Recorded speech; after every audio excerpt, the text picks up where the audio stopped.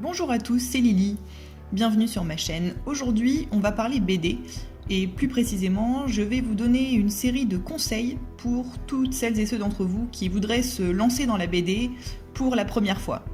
Tout en parlant, je vous laisse regarder le line art et la mise en couleur de l'une de mes illustrations. Donc ici, le croquis est déjà fait, je l'avais fait au traditionnel.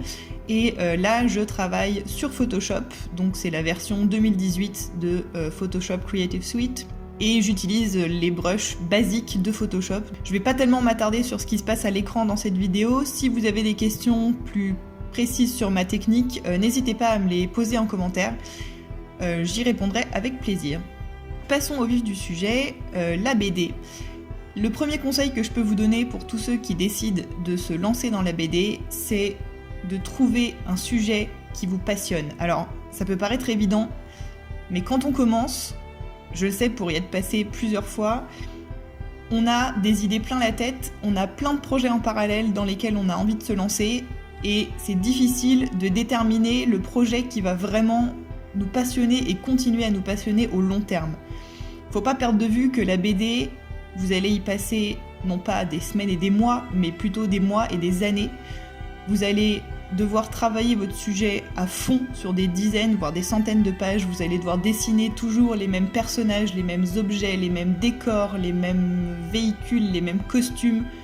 Donc réfléchissez bien avant de commencer. Trouvez un sujet qui vous passionne vraiment, pas une lubie du moment, une idée de scénario que vous avez eue la veille et qui va probablement vous passionner pendant 3 semaines et après vous allez vous lasser. Essayez vraiment de bien déterminer ce qui vous intéresse parce que vous allez y passer beaucoup de temps.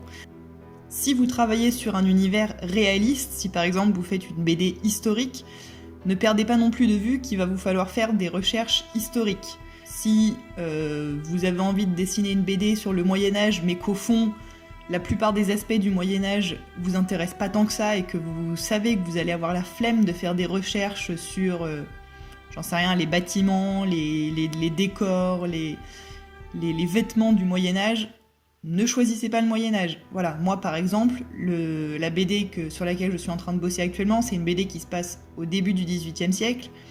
C'est une époque qui m'intéresse vraiment. Et c'est une époque sur laquelle je suis prête à faire des dizaines et des centaines d'heures de recherche.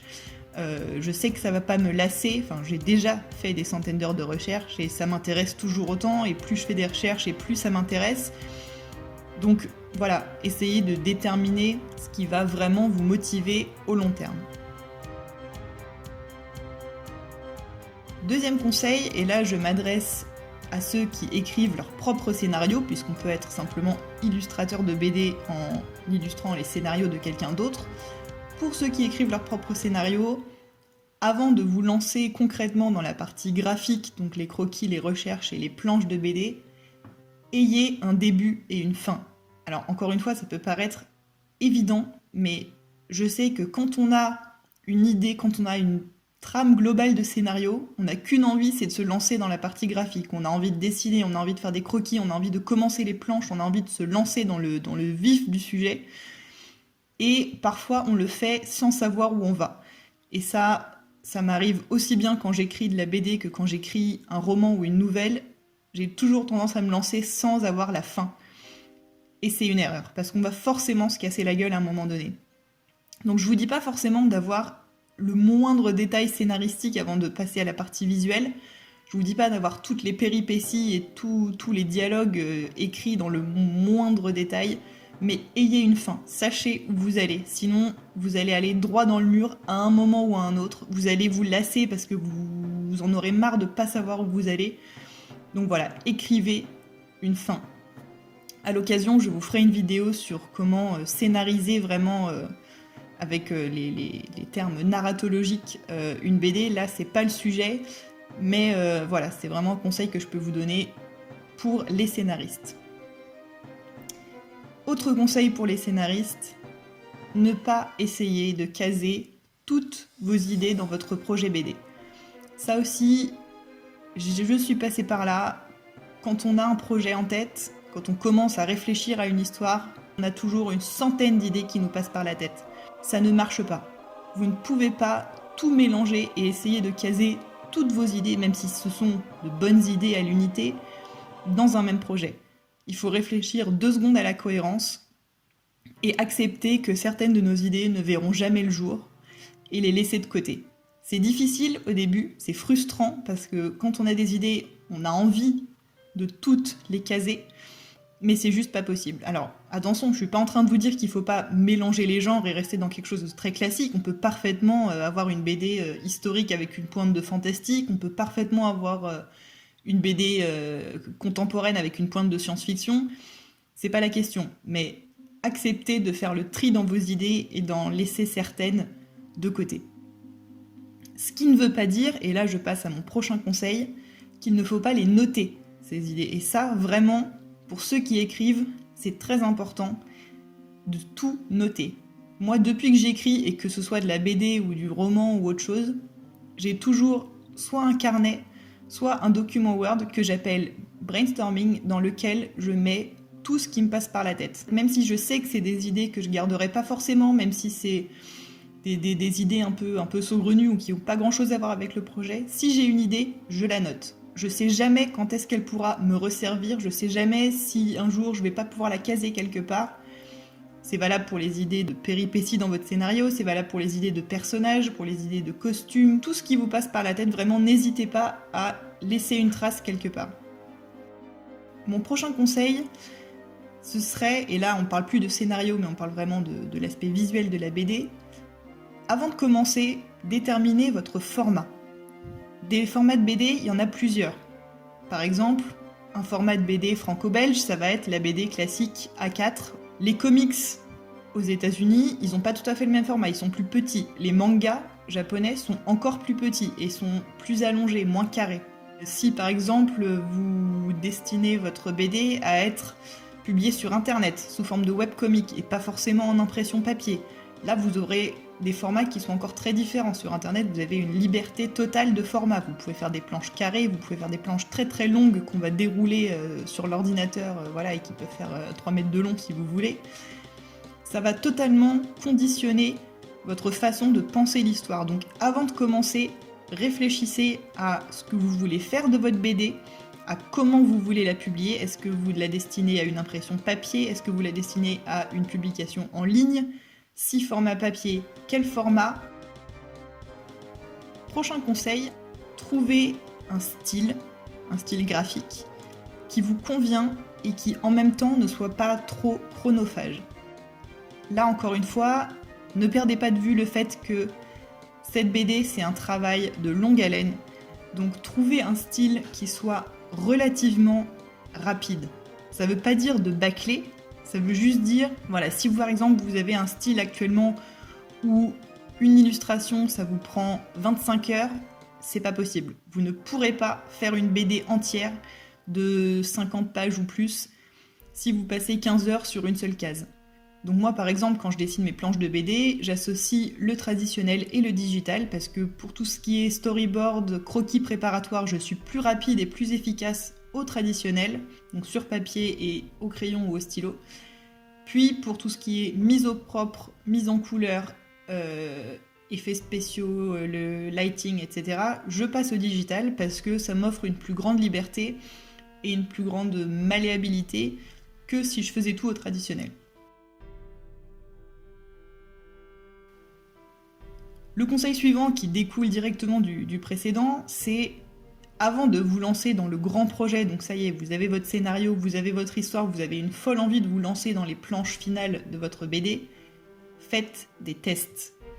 Si vous vous lancez directement dans votre grand projet au long terme sans jamais avoir fait de planches de BD auparavant, vous allez vous casser les dents parce que les premières planches de votre beau et grand projet, vous allez tester tout un tas de trucs, vous allez vous rendre compte de ce qui va, de ce qui va pas, vous allez vous rendre compte de ce qui rend bien ou pas, de ce que vous aimez faire ou pas. Donc avant de vous lancer dans les planches de votre projet principal, entre guillemets, faites des planches tests. Ça peut être des petites histoires courtes de 2-3 planches, ça peut être n'importe quoi. Vous prenez une scène de votre roman préféré que vous adaptez en une planche de BD, ça peut être une scène de votre film préféré que vous adaptez en une planche de BD. Ça peut être n'importe quoi du moment que vous faites des planches. Ça va vous permettre de voir un petit peu comment vous faites votre line art, comment vous faites la mise en couleur, qu'est-ce qui correspond le mieux, qu'est-ce qui vous va le mieux, comment vous dessinez vos cases, parce qu'il n'y a pas qu'une façon de dessiner une case de BD, il y a plein de styles différents de dessiner des cases, comment vous faites vos bulles, comment vous faites votre lettrage. C'est pareil pour les personnages, par exemple. Avant de dessiner vos personnages dans les planches définitives, faites des planches de croquis. Un personnage, il faut qu'il se ressemble d'une case à l'autre. Et ça, c'est tout un travail et c'est extrêmement difficile de dessiner un personnage qui se ressemble, qui soit de face, de profil, de plongée, de contre-plongée, de loin, de près, en action, en inaction. C'est pas évident du tout. Donc avant de commencer à dessiner vos personnages dans les planches, dessinez vos personnages dans des croquis. Faites des espèces de, de collections d'expressions faciales. Le personnage qui est triste, le personnage qui rit, le personnage qui pleure, le personnage qui est en colère. C'est extrêmement important d'avoir bien tout ça en tête, sinon dans vos premières planches, votre personnage va jamais se ressembler, ça va jamais être 2 fois le même personnage. Et encore une fois, c'est dommage que ce genre d'erreur et ce genre d'imperfection ressortent sur vos premières planches et non sur les planches préliminaires que vous aurez eu le temps de faire auparavant. Donc ne vous hâtez pas, même si vous crevez d'envie de commencer vos planches définitives, prenez le temps de peaufiner votre univers graphique et votre univers visuel. Autre conseil, savoir comment se remotiver. C'est-à-dire que même si vous êtes à fond dans votre projet, même si vous avez suivi tous les conseils précédents, trouver un univers qui vous passionne vraiment, trouver un style graphique qui vous plaît, dans lequel vous êtes à l'aise, ça avance bien, il y aura forcément des moments où vous aurez des petits passages à vide. Il ne s'agit pas évidemment d'abandonner. Je connais énormément de gens qui ont commencé des projets, que ce soit en BD ou en littérature ou autre forme créative, mais qui ont commencé des projets et qui se sont découragés au bout d'un moment et qui ont laissé tomber. C'est dommage, c'est vraiment dommage. Donc sachez comment vous remotiver quand vous avez ce petit coup de mou et que vous êtes en période où vous n'arrivez pas à dessiner une seule case dont vous soyez satisfait, vous n'arrivez pas à avancer. Pour se remotiver, moi personnellement je trouve que la meilleure manière c'est de vous plonger dans l'art des autres.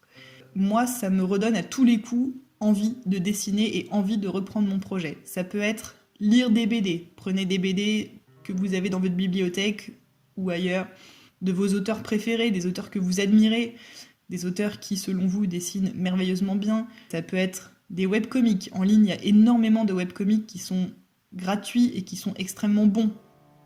Ça peut être fouiner sur des sites artistiques. Donc pour moi, DeviantArt, par exemple, c'est une source inépuisable d'inspiration et de motivation. Il y a énormément d'artistes ultra talentueux sur DeviantArt et moi, je peux passer des heures à regarder les dessins ou les peintures ou les croquis d'autres artistes et ça va toujours me redonner envie de prendre mon crayon et de recommencer à bosser.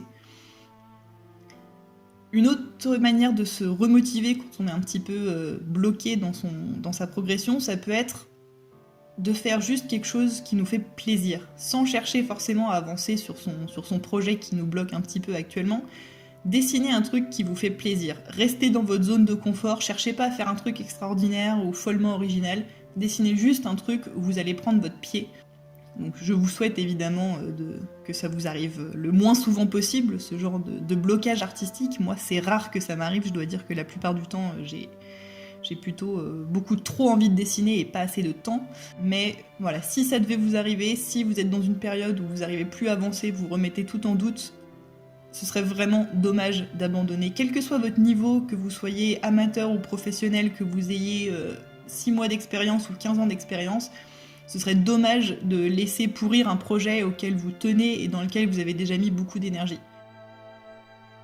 Voilà, je crois vous avoir tout dit. Si vous avez des questions, encore une fois, sur ce que je viens de dire, n'hésitez pas à me les laisser en commentaire, j'y répondrai avec plaisir.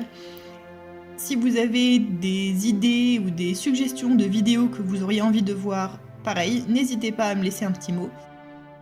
Avant de vous quitter, 2-3 mots sur l'illustration que je suis en train de réaliser, qui s'affiche à l'écran et dont j'ai quasiment pas parlé puisque ce n'était pas l'objet de la vidéo. Comme vous le voyez, il s'agit d'une illustration relativement simple et rapide dans le sens où j'ai pas beaucoup travaillé les ombres et lumières, j'ai pas du tout travaillé le fond ou le décor. Là, c'est vraiment une illustration d'étude de personnages donc, qui m'a servi principalement à travailler les costumes. Le but n'était pas de faire une illustration ultra détaillée avec un décor, avec un fond complexe, avec tout un travail sur les effets d'ombre et de lumière, etc. J'ai travaillé quasi exclusivement en aplat de couleurs, avec quelques textures pour donner un petit peu vie au costume, donc notamment les bottes en cuir et certains des vêtements du personnage de droite sont agrémentés d'une texture cuir trouvée sur une banque d'images sur internet, tout bêtement. Le fond, ça va être un fond de couleur avec un simple effet de dégradé d'une couleur chaude vers une couleur froide pour donner un petit peu une impression de lumière sur le dessin. Mais je ferai dans d'autres vidéos un travail sur des illustrations beaucoup plus complètes et beaucoup plus détaillées avec un véritable travail sur les décors, etc. N'hésitez pas à me dire quel genre d'illustration, quel genre de speed drawing traditionnel ou digital vous auriez envie de me voir faire. Je prendrai toutes vos remarques et vos suggestions en considération. En attendant, on se retrouve la semaine prochaine pour une nouvelle vidéo sur le domaine du dessin et de la BD. Salut!